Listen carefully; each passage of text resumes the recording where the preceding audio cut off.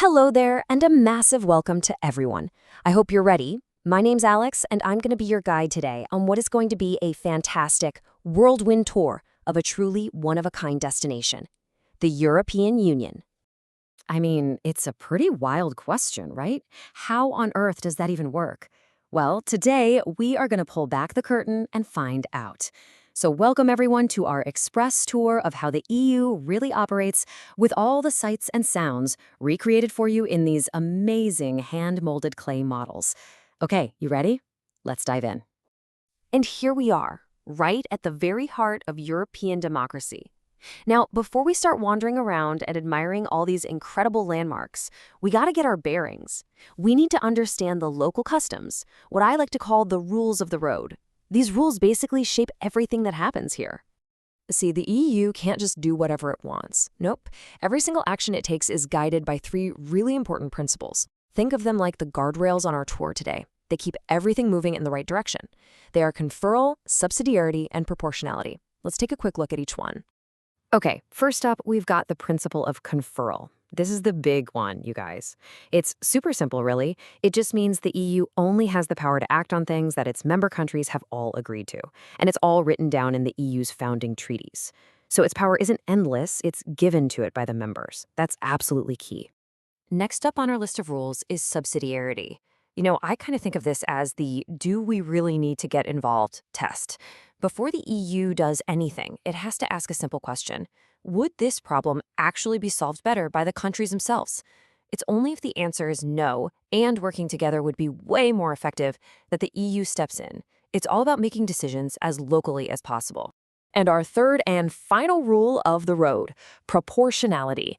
This one's all about making sure the EU uses the right tool for the job.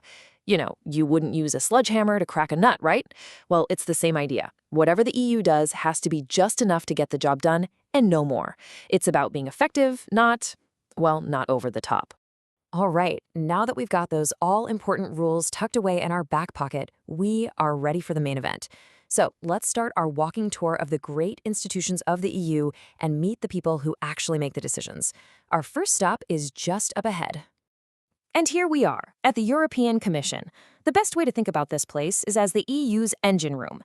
This is where most EU laws get their start. It's the executive branch, with one commissioner from every member country, and their main job is to draft and propose new laws for everyone else to look at. Okay, let's head over to our next stop, because this is where things get really interesting. Look at this magnificent structure. This represents the European Parliament. Now, this is the voice of the people. I'm talking about you.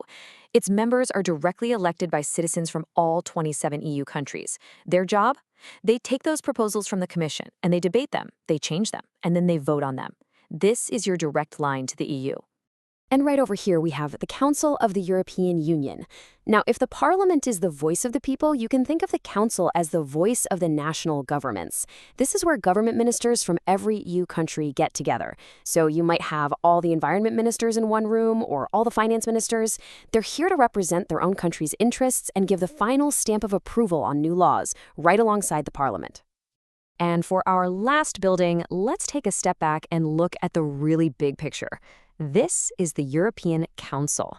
Now, don't get this confused with the last place we saw. This is where the top dogs meet, the presidents and prime ministers of all the EU countries.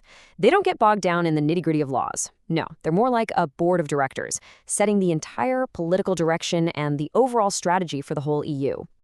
So, we've seen the impressive buildings, we've met the key players, but how does it all actually fit together? Let's follow the journey of a typical new EU law to see these institutions come alive. This whole dance is called the ordinary legislative procedure. So, it all kicks off where we started, at the Commission. They draft a proposal. Then, that proposal travels to two places at the exact same time. It goes to the European Parliament, that's the citizens' voice, and it goes to the Council, that's the government's voice. Both of them chew it over, they suggest changes, and, here's the crucial part, for it to become a law, they both have to agree on the exact same final text. It really is a partnership, right at the heart of how the EU works. And with that, our main tour comes to a close. As we all gather here at this final viewpoint, let's just take a second to think about what we've seen and, why it all matters. I hope you've saved a little room in your bag for some souvenirs to take home. So what are you taking away from our trip to UEU land? Well, first, it's a system packed with checks and balances. No single group has all the power. Second, you, the citizens, have a direct voice through the parliament you elect, and at the same time, your national government gets its say through the council. And finally, it's a system that's literally built on cooperation, all guided by those rules of the road we learned at the start, making sure that all the powers are clear and, importantly, limited. When you put all those pieces together, you start to see the real picture. And yeah, look, it's complicated, but every single part of this machine, every rule, it's all there for a reason.